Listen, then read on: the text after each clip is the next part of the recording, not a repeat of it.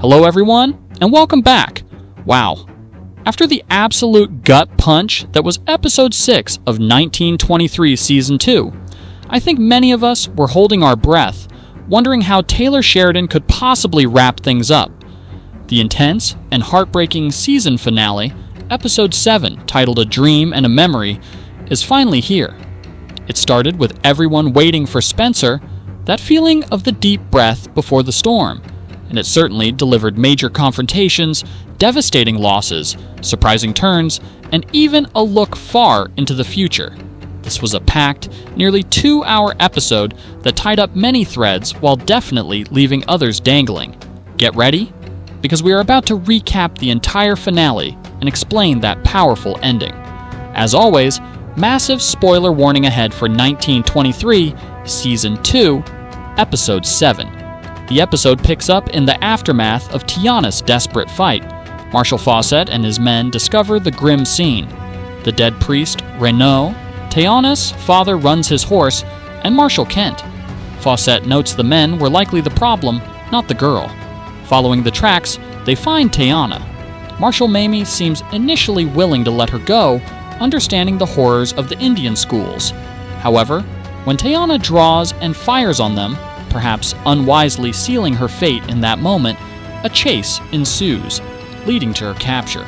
She is promised a fair trial, but Teonna powerfully recounts the abuse and justifies her actions, asking who will speak for her when her witnesses are the nuns who abused her and the priests who tortured her. However, Teonna's ordeal takes another unexpected turn in court. When her case, United States versus Teonna Rainwater, is called for the murders at the school, the prosecution reveals that the key witnesses, Father Renaud and Marshal Kent, are deceased. With no other witnesses or evidence presented, the judge dismisses the case, frustrated that it was even brought before him without grounds. Marshal Fawcett, being kind here to Teonna, pulled strings here, ensuring Teonna wasn't charged for Renaud's death or even his own Deputy Patterson's death, simplifying things to allow her release. Teonna is free, but adrift. Outside the courthouse, she asks Marshal Mamie what to do now. Mamie suggests she head west to California, describing it as a land with fruit on the trees, game in the hills, and more freedom for people like her. This advice contrasts with her late father's wish for her to return to their ancestral lands. After a poignant vision or memory of her father telling her she was right to fight back, Teonna, taking the marshal's advice and supplies, heads west, alone, towards an uncertain future, facing a choice between anonymity and returning home. Meanwhile, Banner Creighton has a crisis of conscience. He tells his wife Ellie that Whitfield is truly evil, taking pleasure in suffering, unlike Dutton, who simply is an honorable man. He realizes he cannot work for such a man and stand by what he did. Deciding he must leave, he packs up his family, planning to head to Portland for a cleaner start. He encounters Jacob at the train station, informing him of his departure and warning Jacob that Whitfield is just the first of many threats to come. Jacob initially refuses to let him leave, stating Banner started this fight. Banner also reveals the fight is coming on multiple fronts, hinting the ranch is also about to be hit. Eventually, after seeing Banner true to his words, as Banner saves Jacob by shooting the man who was trying to shoot Jacob and Fionley got shot on, Jacob agrees to let Banner's family leave safely in Banner's last moment. Out in the desolate, frozen wilderness, clinging to life, Alexandra summons a final surge of will. She gathers what little wood she can find, her frostbitten hands struggling, and sparks a desperate signal fire against the blinding white. As fate would have it, a train cuts across the horizon. On board, Spencer Dutton, haunted by her absence, catches sight of the smoke, a fragile plume against the vast emptiness. In that instant, recognition ignites against impossible odds. It is her. Without a second thought for his own safety, driven by pure instinct and a love that defied oceans, he hurls himself from the speeding train into the unforgiving snow. They find each other, colliding in a storm of tears and relief amidst the swirling blizzard. the reunion viewers had waited an entire season to witness, yearned for across continents and heartbreaks. In that raw, desperate embrace, Spencer learns Alex carries their child, a revelation that deepens the miracle and the absurdity of their predicament. Their connection, tested by continents and tragedy, flares undeniable. Mustering his strength, Spencer lifts her, carrying the woman who is his world towards the train, which, in a small mercy, has ground to a halt for them. On board, a doctor traveling first class tends to Alex. Her condition is critical: severe frostbite, hypothermia. The doctor notes her body is trying to protect the baby, a testament to the strength of mothers. They decide to bypass Livingston and head straight to Bozeman, where an ambulance awaits, warning Spencer not to get off before then. Back at the Dutton ranch, the assault begins just as Banner warned. His men attack over the ridge. Kara, Zane, and Elizabeth brace themselves. Kara takes charge, directing the defense with Zane, even using Jacob's powerful elk rifle herself. They fight fiercely from the house and the roof, holding off the attackers as night falls, fending off Molotov cocktails meant to burn them out. Kara prays for wind, a clear moon, and for Jacob and Spencer to return. At the Bozeman train station, Jacob and McDowell prepare for Spencer's scheduled arrival, but also for conflict, spotting Banner's men. As the train carrying Alex arrives, chaos erupts. A massive shootout breaks out on the platform. In the midst of the gunfire, Banner Creighton makes a surprising move.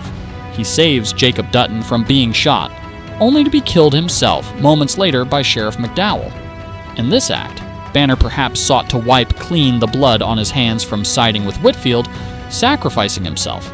Jacob, though wounded again, survives the station battle, promising the dying Banner he will get his family safely to Portland.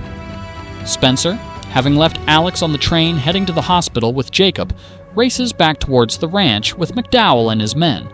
They arrive just as the attackers, using the cover of darkness, are closing in on the house. Spencer, fueled by the need to protect his home and family, unleashes his deadly skills in a sequence reminiscent of an action hero, taking out the remainder of Creighton's men and ending the siege. Kara is relieved, but immediately asks about Jack. Sadly, Jack's body is soon recovered from the roadside where he was shot in the previous episode. The aftermath is heavy with grief. At the hospital, Alexandra gives birth prematurely to a baby boy.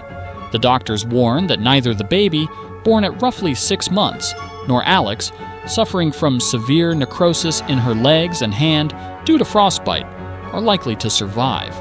Alex, however, chooses her own terms.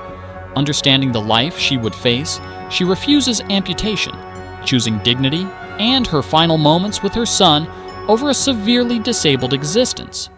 She sacrifices her chance to survive so her baby, an emblem of their love's odyssey, might see another dawn. She names him John after Spencer's brother. She shares poignant last words with Jacob, asking him to tell Spencer why she made her choice. Hours later, Spencer arrives and meets Alexandra one last time before she passes away, holding her son with Spencer by her side after one last night they were able to spend together. The shooting star, as Jacob later calls her, fades away.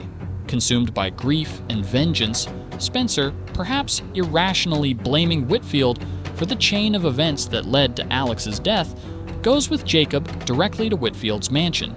He confronts the mining magnate, coldly informing him that he killed his wife, Alex. Ignoring Whitfield's pleas about the law, Spencer executes him. Together, Jacob and Spencer set Whitfield's mansion ablaze, a fiery end to his reign of terror in the valley. In the final scenes, we see the lasting impact. Elizabeth, heartbroken over Jack's death, leaves the ranch, unable to stay where her future died.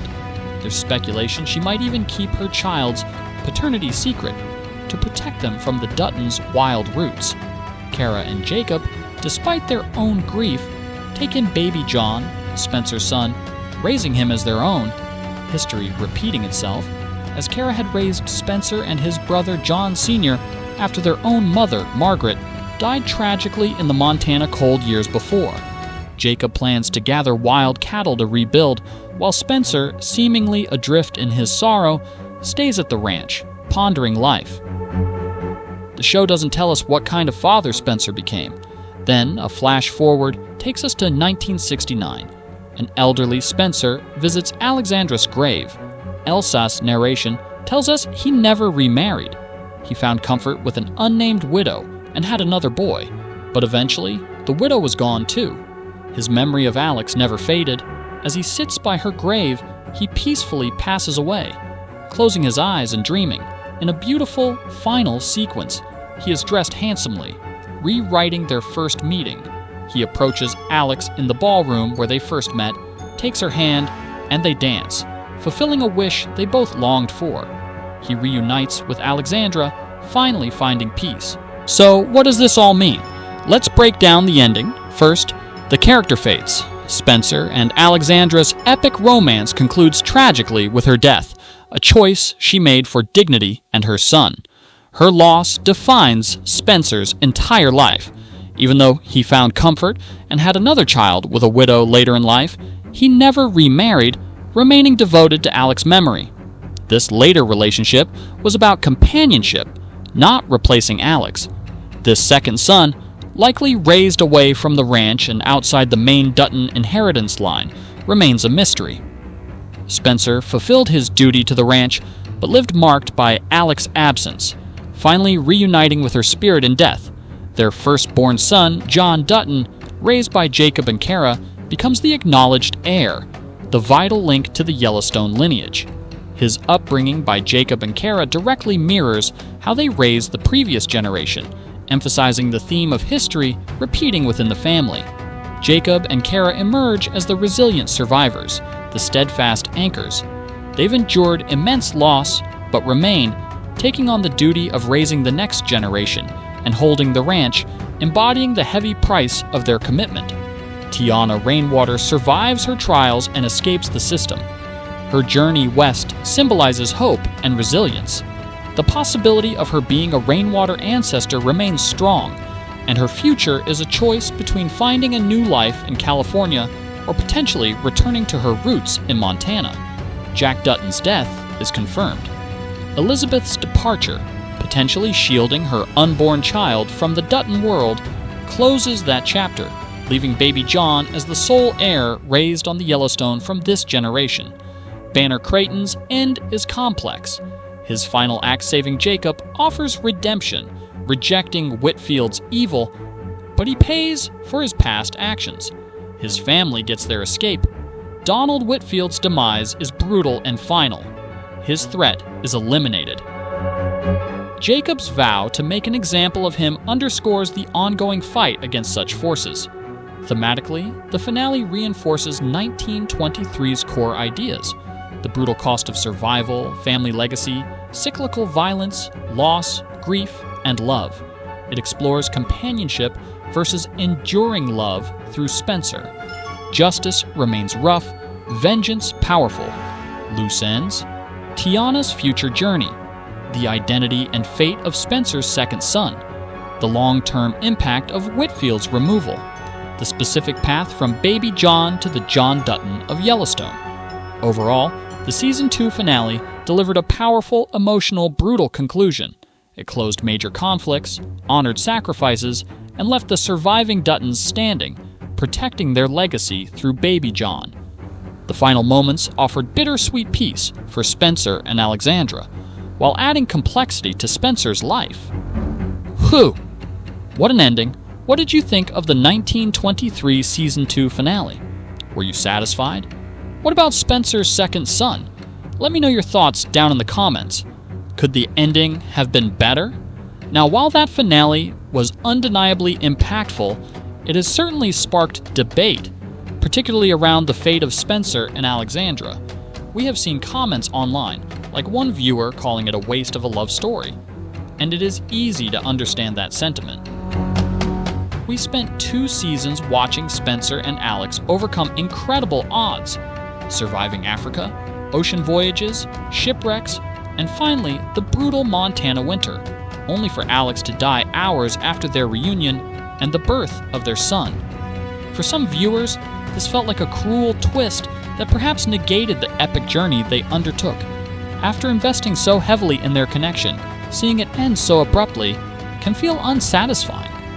Alex's journey felt particularly torturous to some, culminating in her choosing not to fight for her own life after finally reuniting with Spencer.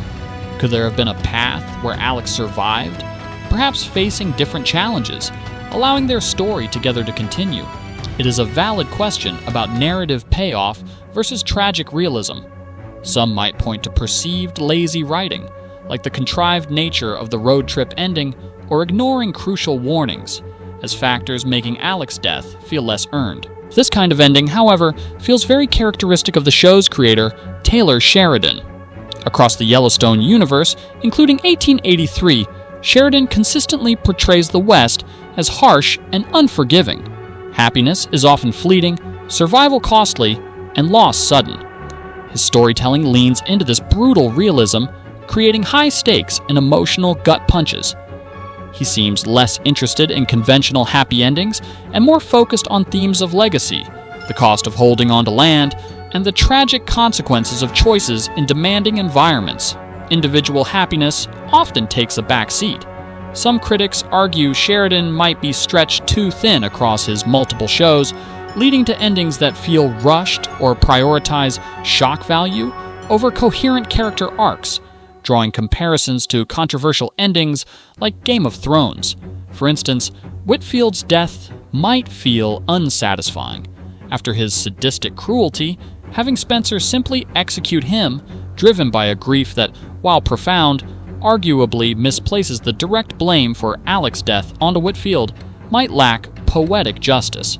Could a victim like Lindy have played a role in his downfall? Similarly, Kara suggesting Elizabeth will eventually forget Jack, despite her pregnancy, felt jarring to some, potentially minimizing their story's impact. So while some see Alex's death as a waste, others might argue it fits Sheridan's universe. It serves as a catalyst for Spencer's vengeance and solidifies the narrative purpose of Baby John, being raised by Jacob and Kara, connecting to the Yellowstone legacy. It is undeniably tragic, but perhaps, in Sheridan's storytelling, a necessary tragedy. Ultimately, whether the ending could have been better is subjective. It achieved its goals in terms of drama, thematic resonance, and setting up the future Dutton line.